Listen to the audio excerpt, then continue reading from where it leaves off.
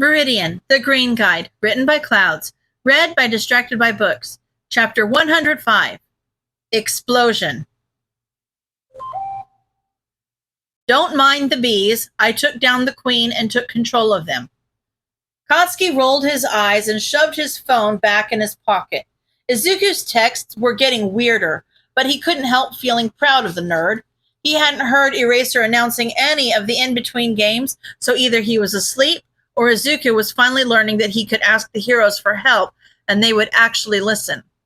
The games were almost over and Kotsky felt a small smile pull at his lips as Uraraka made her way toward him. Even though it had been a prank, most of the girls were still wearing their cheer outfits and Uraraka's fit her perfectly, emphasizing her curves while being long and full enough that she could probably fight in it if she needed to. Not that she would need to. She could always just ditch the skirt and go with the matching shorts Yayorozu had made for her to wear underneath. He didn't let himself stare long, but Uraraka's naturally pink cheeks seemed a little darker than normal, so he'd probably been caught. He had no idea what to do about that, though, so he just ignored her in favor of chugging his water. Uraraka shook her head and nudged his arm. Have you seen the matchups yet? Yeah. Kotsky glanced up. I guess they're pitting us up against each other, huh? Uraraka grinned. I guess so. Think you can win, Kachan? Kotsky shrugged. Don't need to. Still, don't expect me to go easy on you, cheeks. If you do, I'll get Aoyama to glitter bomb your backpack. Uraraka threatened. Don't you dare hold back. That'd be a frickin' insult. Kotsky rolled his eyes. And stupid. If I don't go hard, how will all those recruiters see what you're really made of? I think I'd be pretty crappy support if I didn't help you show off. Uraraka rolled her eyes. You can win, you know. We both know you're stronger than me. And I know you've got this whole standing in my shadow strategy, but I won't be mad if you decide you want to go on and try for first place. Nah, you can take the spotlight, cheeks. Kotsky took another swig of his water. Just don't make me look like an idiot, all right? All right. Uraraka bit her lip. And you can call me Ochako, you know. We've been fighting pretty well together, so I'd say we probably qualify as friends now, don't you? Kotsky blinked. He hadn't really realized that, but yeah, they probably were friends at this point, which meant that he had somehow gotten a lot better at choosing his company since middle school. Those idiot extras couldn't even hold a candle to badass fighters like Shinso and Kotsky shook his head and gave her a teasing look. Whatever you say, cheeks. Ochako punched his arm. All right, Kachan, have it your way. Kotsky grinned and went to take another drink, freezing when a loud buzzing started echoing around the stadium. Ochako glanced at him, then glanced up, and Kotsky spilled half the water bottle on his hand as he crumpled the cheap plastic. Oh, flip. Ochako looked at him. You don't like bees, right? Something about not knowing who they're reporting to. Kotsky forced himself to take a deep breath, but didn't take his eyes off the swarm as it slowly blocked out the sun. I think I know this time, though. I just hope Izuku actually knows what he's doing. Izuku? Ochako frowned. Is that who you were talking to earlier? Yeah. Kotsky nodded, hovering a hand against the small of Ochako's back so that he could push her down and protect her if he needed to. If these bastards attack, I want you to run, okay, cheeks? Ochako shot him a glare. Not a chance, Kachan. If they attack, I'm fighting. There are civilians in these stands. Cheeks. Kotsky growled a warning, but was cut off by President Mike's cheerful voice echoing through the stadium. Isn't that a breathtaking sight, folks? Mike yelled. That's our support course for you. Always going plus ultra like this. So sit back, relax, and enjoy this drone-powered fireworks show before the third round begins. The bees began exploding, and Kotsky found himself grinning sharply. That bastard actually did it. Damn, nerd. Ochako looked at him in confusion. Did what? Katsuki grinned at her, took down the villain, and saved the day. Don't worry about it too much, Cheeks. Just enjoy the show.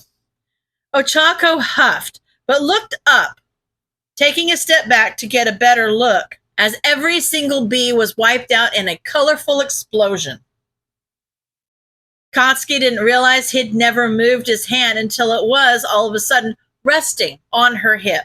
But she hadn't said anything, and calling attention to it now would just make everything more awkward. So he took the coward's way out and just left it there, smiling slightly as they watched the show. He'd really have to thank Izuku after this. All for one ground his teeth together as he listened to the alleged fireworks display that had taken the entire sports festival by surprise. The crowds were cheering and enjoying themselves, all infuriatingly unaware of the months and years of preparation that had just been quite literally blown to smithereens by a meddlesome kazoo player. The vigilante had even had the audacity to fill some of the bees with colored powders and chemicals from the support student supplies so that they actually looked like real fireworks. It was as if he thought burning an entire movement of All for One's symphony was something worth celebrating instead of a death sentence. Queen Bee had outlived her usefulness. That much was clear. Her entire hive was gone and would take too long to regenerate, even if she hadn't gotten herself captured by the heroes. And this was far from her first mistake. So she would have to be eliminated as soon as possible. Additional chaos would be advantageous as well. But there was one thing All for One was certain of. Viridian had interrupted his symphony for the last time. All for One grabbed the microphone that allowed him to speak through the television at the hideout. Kuragiri, get Shigaraki. I have a mission for you. Izuku kept an eye on his laptop and waited until the only signal he could detect was Queen Bee herself before closing down the program and quietly snapping it shut. Eraserhead was helping Denki take care of Hagakure, who was obviously pretty disoriented after being possessed by a villain for so long, and it was sweet watching the two of them comfort her. They were both such amazing heroes. He stood slowly, careful not to make any sound as he grabbed his bag and inched toward the door. Netsu raised an eyebrow, but made no move to stop him. He managed to make it almost to the door before Eraserhead's capture weapon wrapped around his wrist. And just where do you think you're going, problem child? Izuku gave him a sheepish smile. Escaping? Eraser gave him a look before wrapping the capture weapon all the way around Izuku with a flick of his wrist. Nice try, kid, but you should have thought about that before sneaking into UA. I didn't sneak in, Izuku muttered. You left the door unlocked for me. Eraser smirked. Same difference. You willingly surrounded yourself with heroes, and this is the only logical outcome. Deal with it. In my defense, he tried, I wasn't actually thinking that far ahead. Izuku struggled against the bindings, panicking slightly when the scarf got tighter instead of looser, and he realized that this might actually be it. He tried to wiggle and grab any of his weapons, but both his arms were pinned to his sides. So even if he managed to grab any of them, he wasn't at a good angle to use anything besides his knife, which Eraser would probably be looking for. This wasn't good. Eraser was going to find out he was quirkless, and then he was going to tell everybody, and Denki's voice was just enough to cut through his panic. Breathe with me, okay? You're going to be fine. No, I'm not. Izuku's face turned hot as his voice cracked. He didn't want Eraserhead to see him like this. Not that he hadn't before, but it was just one more evidence that he was weak and useless, just like he'd always been. Danks, they don't No. Denki looked confused for a moment before he realized what Izuku was talking about, and his eyes got what? They don't know? Izuku shook his head, tears threatening to fall. No. Denki blinked a few times. Oh. He glanced toward Eraser and Nezu. Well, like, Aizawa's probably not going to care that much. Izuku shook his head emphatically. You don't know that. Denki's face fell. No, I don't. I'm sorry. What's going on? Eraserhead glanced suspiciously between the two of them. What exactly don't I know? Izuku stared at the floor while Denki opened and closed his mouth a few times. Nothing. Well, I mean, obviously you don't know a lot of things. It's just this one thing in particular. But, well, actually it is nothing, but, you know what? Never mind, it's not a big deal. Eraser unsurprisingly looked unconvinced. Viridian? Izuku kept staring at the floor. Just let me go, Eraserhead. I can't be a hero. Eraserhead sighed, rubbing the bridge of his nose. Kid, no matter how many times you say that, it doesn't make it true. Just, you know what? No, you're joining the hero course whether you want to or not. Come on, problem child, let's go meet your new classmates. Izuku stumbled slightly as Eraser tugged on the scarf as if he was a leash kid. You're not taking me to the police? Not at the moment. Eraser raised an eyebrow. We'll get to the paperwork after the festival, but Kaminari needs to get back so he can actually fight in the third round. And in the meantime, hopefully Kachan and the others will be able to talk some logic into that self-deprecating skull of yours. Izuku pouted and turned to Denki, who looked like he was torn between freeing Izuku and trying not to laugh. Traitor. Denki's face fell and he glanced toward Eraser. Do you want me to? No. Izuku said quickly, blinking to keep a tear away from falling. I don't want you to get in trouble, and helping an alleged vigilante would definitely. Eraser rolled his eyes.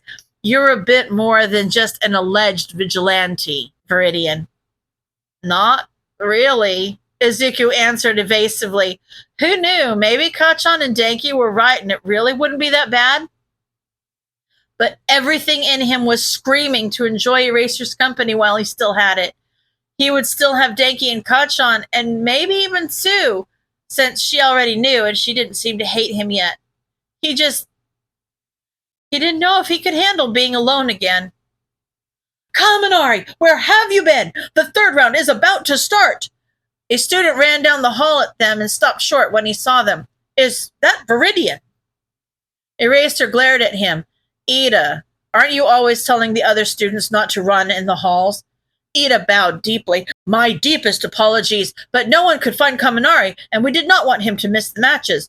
It is a pleasure to meet you, Viridian. My brother speaks very highly of you. See, kid? Eraser had a pleased look on his face. I'm not the only one who thinks you'd make a great hero. Ingenium thinks so too.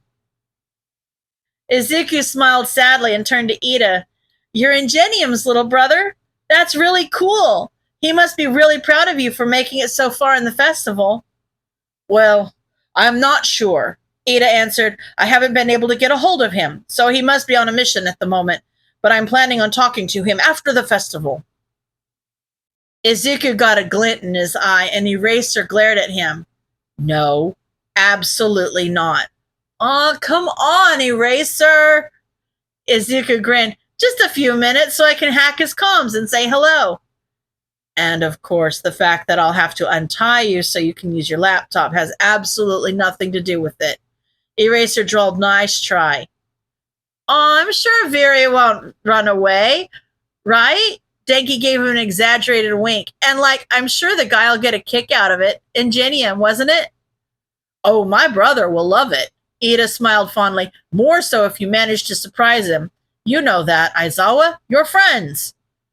It's like classmate bonding, Izuku added. You want me to have a good relationship with the students, don't you, Eraser? Eraser narrowed his eyes suspiciously. You're ganging up on me. I mean, yeah, kinda. Denki smiled innocently. But you'll be here the whole time, and I'm sure Viridian will let you keep a hold of him or something. He just needs his arms free to annoy Ingenium. Eraser sighed in defeat. And if I let you do this, you'll treat it as a chance to bond with your future classmate, not as a chance to escape? Sure, Izuku answered a little too quickly. Definitely.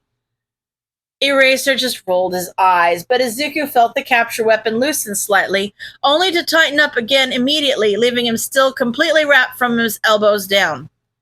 Seriously, Eraser, you couldn't give me a little more wiggle room? Nope, Eraser deadpanned. You can still type like that. Izuku stuck his tongue out and dropped awkwardly to the floor while Denki laughed. Fine, I'll just have to make this work. Shigaraki scratched at his neck as Kurogiri opened the portal. So Queen Bee's finally outlived her usefulness, huh? That does appear to be the case. Kurogiri nodded. Remember, she and the Vigilante are our main targets. Everyone else is secondary. Yeah, but Sensei still wants us to cause as much panic and chaos as possible, which means I might unlock a second fight with that Kachan brat. Shigaraki grinned and placed a hand over his face. I'm glad Sensei unlocked this level. It's gonna be a blast. End of chapter.